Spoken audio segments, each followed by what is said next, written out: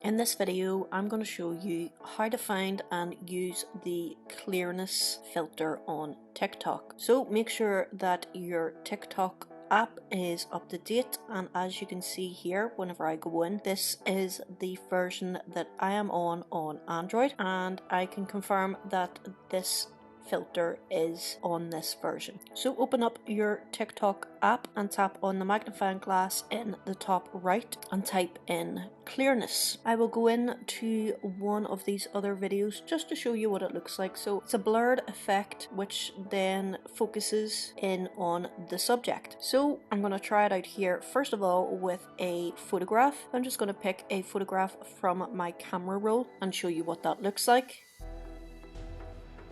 And I'm also going to try it myself by recording a video, and you'll see it moving from a blurred effect into a more focusing effect.